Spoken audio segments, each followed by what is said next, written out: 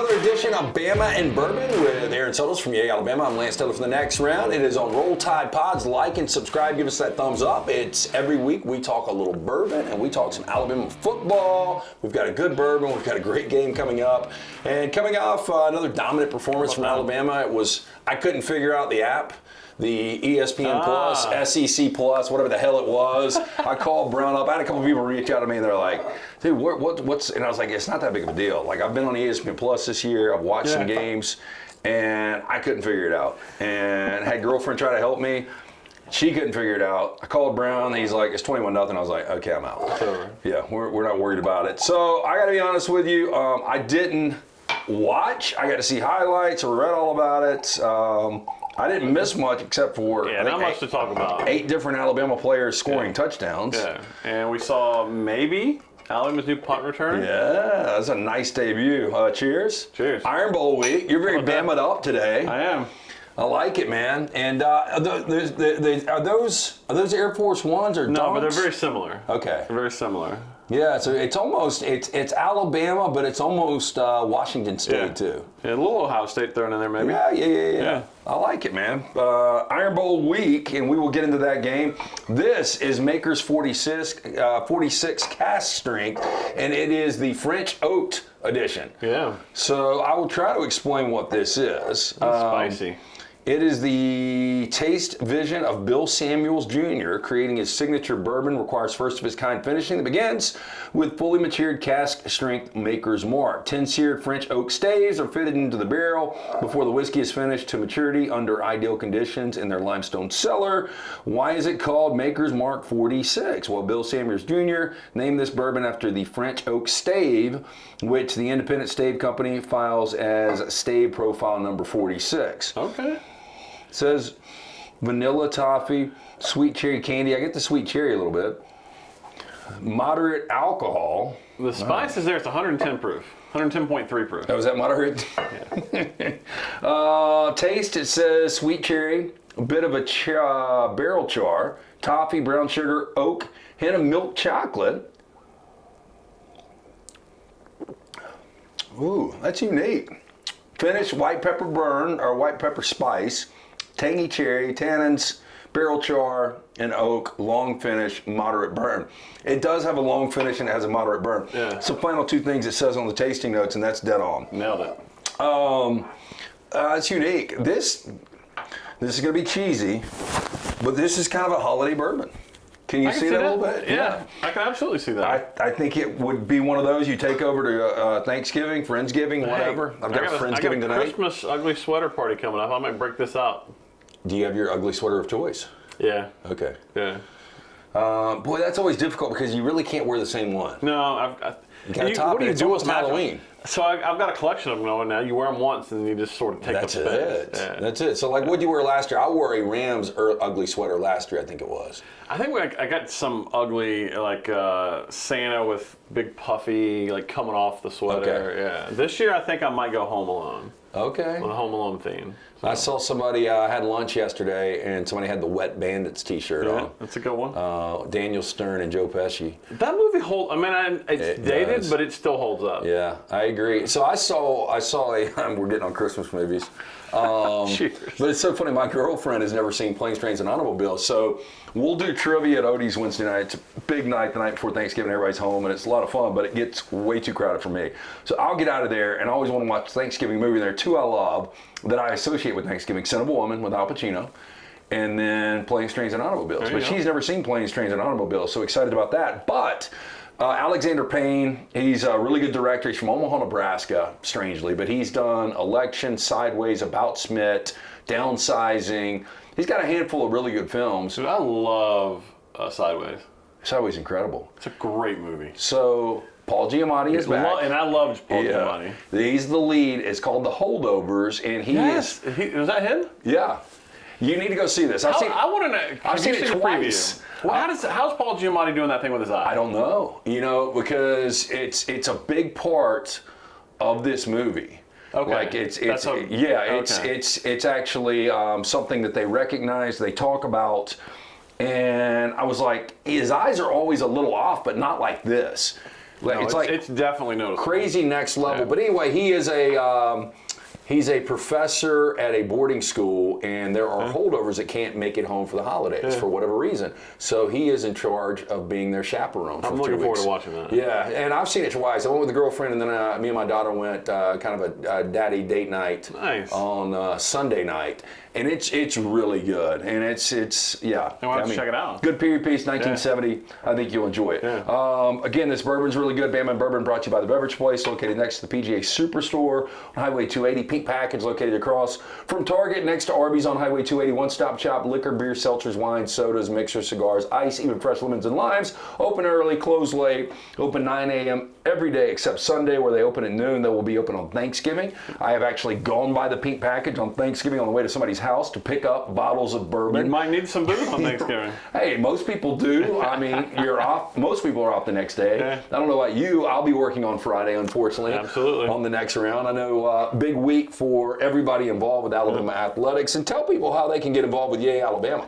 Yeah, Alabama. We started in February, and we just keep evolving this thing. We got a big giveaway coming up, starting on Black Friday this week. So keep your eyes peeled for that. So we're going to reward our current members and new members with some cool stuff. We got tailgates planned. We're just trying to up the experience level of what we can give our members, and at the same time raise money for NIL for Alabama. And it's not surprising. I mean, Alabama does everything top shelf. They do it the right way. And trial and error. This is what NIL was for a lot of people. And you guys, from what I hear from other collectives around, have really got this thing dialed in. And, sadly, there's some universities that won't be able to get this thing done. And Dino Babers loses his job over the weekend at Syracuse. And one of the reasons the NIL is awful, and Syracuse can't compete. And that's what Pat Narduzzi went from 11 wins, winning ACC championship 2 years ago, and they are god-awful right now. But I don't know how you compete with some of these programs. It is what it is. I mean, we were talking today, some people at Alabama, how, especially now with the portal, it only makes those that have the roster, even if you have spots in or holes in your roster, you can go fill them now.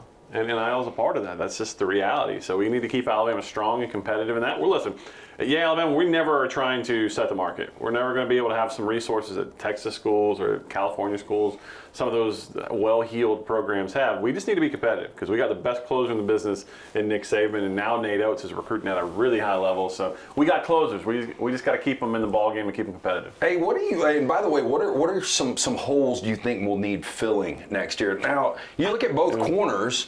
I mean, Kuglade is still going to be a first-round guy. Terrion's going to be first-rounder. I think he will, too. And, I didn't realize it until this past week when I got called out because, he didn't play a game as a true freshman.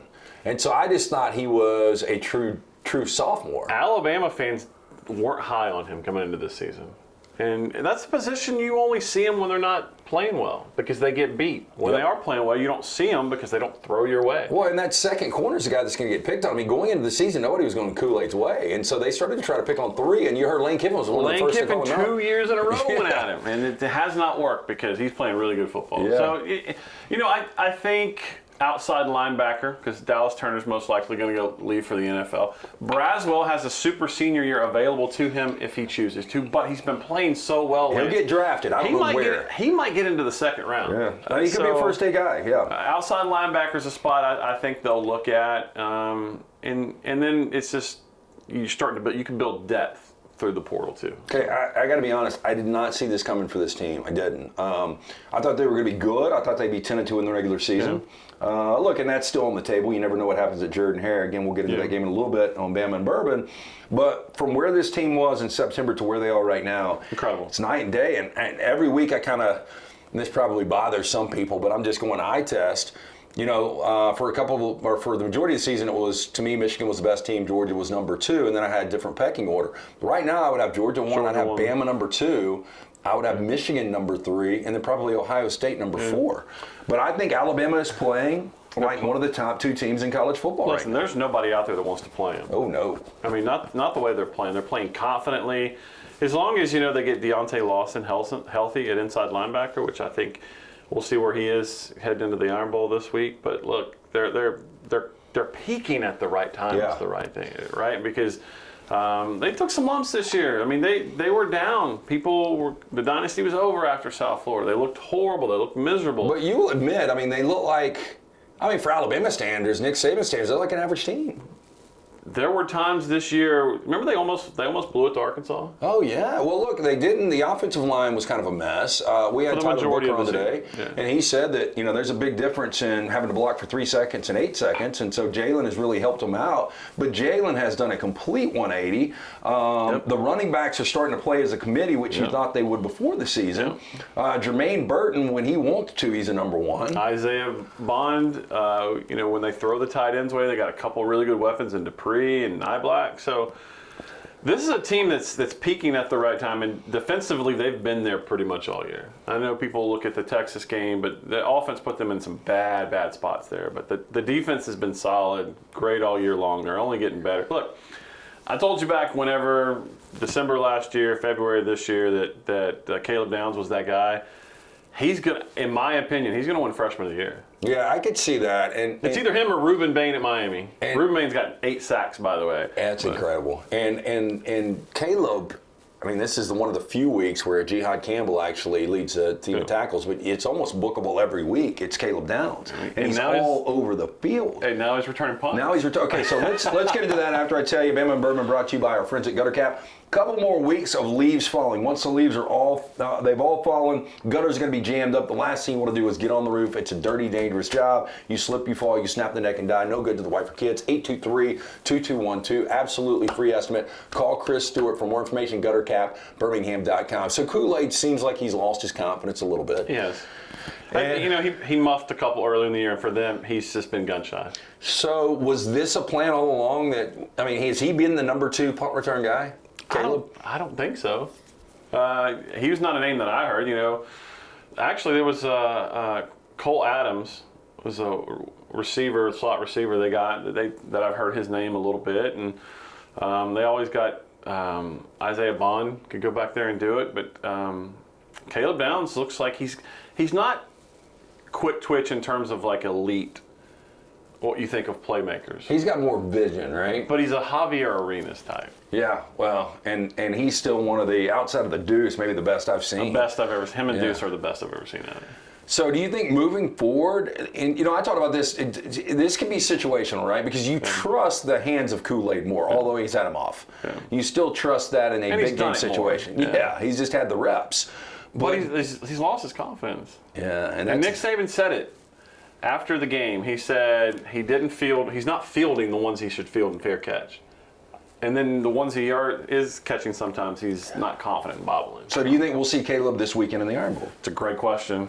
I think it all depends on who practices. I tend to think Nick Saban sticks with the horse that brung him, so I would not be surprised to see Kool-Aid back there. But if Kool-Aid struggles in confidence this week, then it probably is Caleb. So before we get into the Iron Bowl, once again, we are previewing the Makers Mark. Last week it was Woodford Reserve, and we were talking about how steady and consistent that is. Makers is another one of those. You visited Makers before, right? Beautiful. I've heard when it comes to money, these guys have got insane. But you're right, though. Look, you know what you're going to get. Yeah. You're not going to purchase a bad Makers Mark product. And Makers, and I'll be honest, the regular Makers is much different than this French oak. I like this, though. So one of our fine sponsors, Hamburger Heaven's got a eggnog milkshake. I don't know if you've had it. Oh, no. It's seasonal, but it's out right now. But it's one of those, I don't know if I drink it in June or July, but it's so good this time of year that I'll try to get one once a week. This is a holiday bourbon that I think is kind of a must-have. And even the color of it matches. Jenny's Ice Cream, which I discovered when I got my tonsils out back in March, they have got a eggnog. And Uncle Nearest is the bourbon in the eggnog. We've had that. Yeah. I ate an entire pint Saturday night or Friday night. I had a bad weekend, Lance. What, calorie-wise? I poured it on. I took my father-in-law, my brother-in-law, my nephew to the basketball game Friday night. Saturday, we sat in a really nice spot of box at Bryant Denny. Then I went out with my buddies drinking all day and night, so it was a... here's what happens, though, because I got really skinny like you when I was running a lot. Yeah. And you feel like, hey, look, I put the work in, I can eat whatever I want. Every now and again, you feel like, why else do work all this hard unless you can unless you can let loose. I mean, that's one of the reasons that I used to be 6 days a week, that I work out 5 days a week where I can partake in this and I can eat Jenny's ice cream. I got after it this weekend. Well, good, man. That's part of it. Okay, so this coming weekend, Iron Bowl, people continue to ask me, are you going? I'd like to go, but at the same time, I want to just stay home and relax. I've got 2 different Thanksgivings I'm getting into, so I'm probably going to be on the couch. I've got a feeling you're going to be in Jordan here. I'll be there. I'm doing something with the next round after the game. Okay, good. Yeah. I don't know if this is the worst thing that could have happened for Alabama, for Auburn to lose and lose in the fashion they did in New Mexico State. New Mexico State's a good team. 7 straight wins for Jerry Kill. Diego Pavia, the kid, can play quarterback. That was a sound beatdown. Auburn will be, to me, they will come out and play their best game. They will. And they're getting 14.5 now. It probably would have been a 10.5, 11-point spread, but because of the beat, they now are 14.5-point underdogs. And this is always a dangerous spot. Always. And if you're looking for some silver lining, if you're an Alabama fan, maybe this demoralizes the fan base where they don't want to go watch this game on a holiday weekend after that embarrassment. But do you really believe that, though? No. This is going to be their Super Bowl. Yeah. And it should be. I mean, you've got a chance to ruin someone's season. It's your biggest rival. Go ruin it. But Alabama is, for the longest period of almost a 2-year stretch where they really started slow, they're starting fast now. Yeah, I mean, the last 2 weeks is exactly the old Alabama that we've seen. Again, before I could even get the game on, it was 21-0, so I was like, I'm done. Over. And then a week before, it was it not 21-0 off the bat? Yeah, they just, what you need in this game is to step on their throat and don't let up. And so but it's always a scary spot because the crowd's going to be electric, like it always is for the Iron Bowl and Jordan Hare. And we have, even though you're not coming off your best game if you're Auburn, we have seen they were playing pretty well heading into that. You know, they had throttled, what was it, Arkansas? Just absolutely throttled them. And so, yeah, they were playing their best football. That was what was so odd about this. And you wonder if it's, there are certain coaching matchups that just don't work out. Now, the scary thing for Alabama fans is Hugh Freeze has been good against Nick Saban. Yeah. But Jerry Kill destroyed Hugh Freeze last year in New Mexico State, did it again this year. And Nick Saban usually coaches this game a little tight. And you know they've been working on this game plan for a month.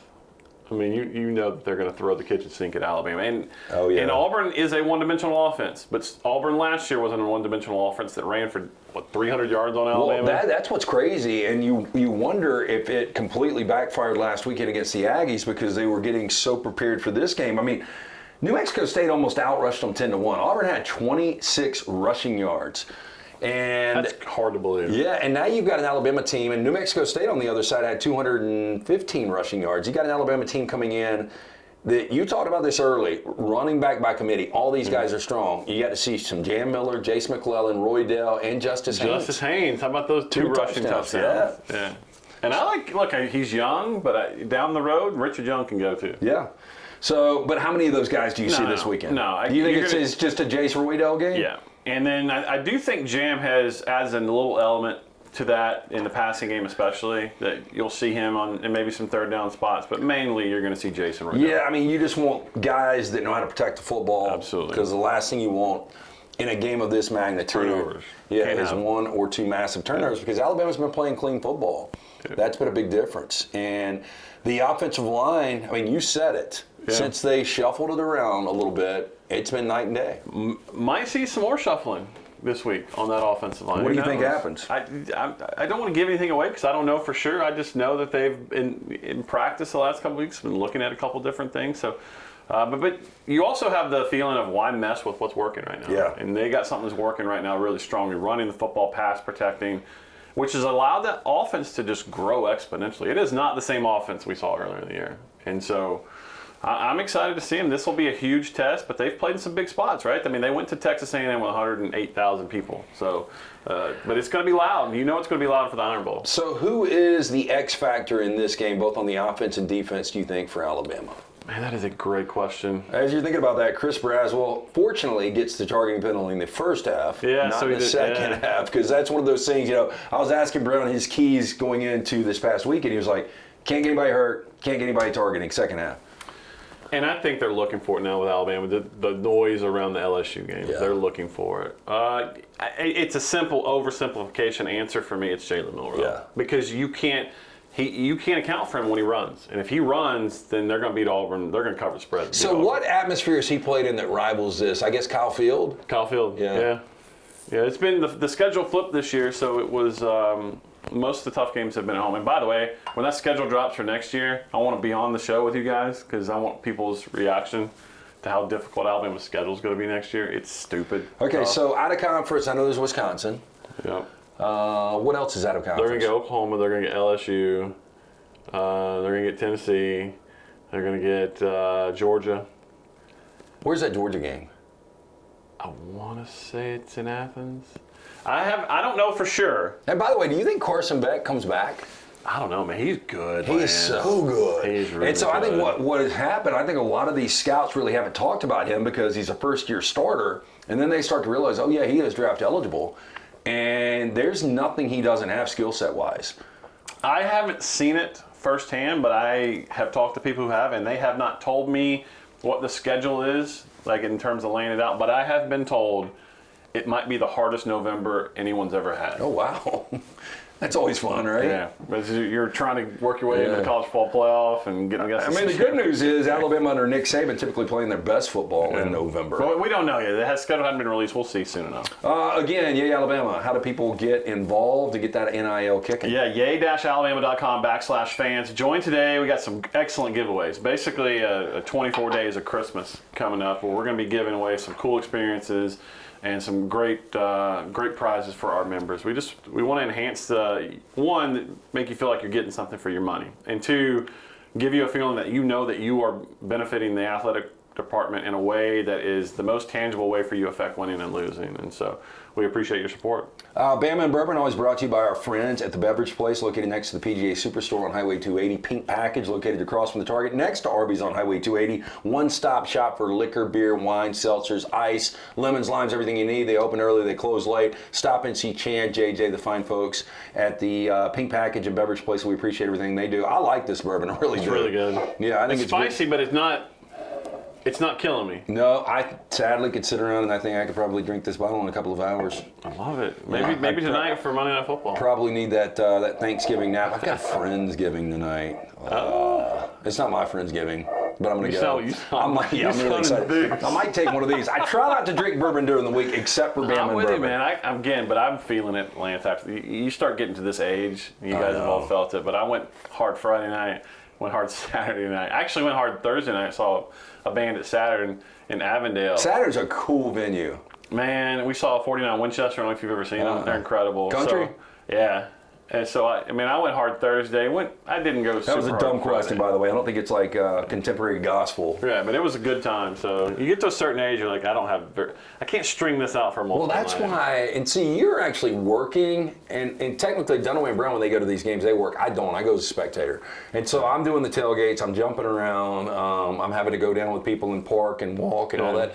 And the older you get, it's just exhausting. And if it was a Rams weekend, I probably could suck it up. I know there's a ton of diehard Bama fans that it's well worth it. But for me, I would rather be on the couch watching all the games, and especially with this being the last full college football weekend. Yeah, it's because you're gonna want a primetime seat for that Michigan Ohio State game, which starts at 11 o'clock. Yeah, and I kind of almost wish Bama was a 6 o'clock kick, and so you get a little both. I'm with you. Because I remember the last time I saw a Iron Bowl in Jordan Hare, it was the Brody Sack game. 2005. Yeah, and that's when Michigan and Ohio State were both undefeated. Yeah, that's right. And they went head-to-head at 2:30. Yeah. And I couldn't watch that game. And that ended up being a one-possession game that Michigan ended up eventually losing, and Alabama obviously got dominated. Was that Troy? No, Troy Smith wasn't there then. That was before. No, that was Troy Smith. Was that Troy Smith? Yeah. In my head, I associated that. It was Troy Smith wrapping up winning the Heisman in that game, because I think that was pre-Big Ten championship? It couldn't have been. But I don't remember who they played in the Big Ten championship game. I can't remember. Yeah.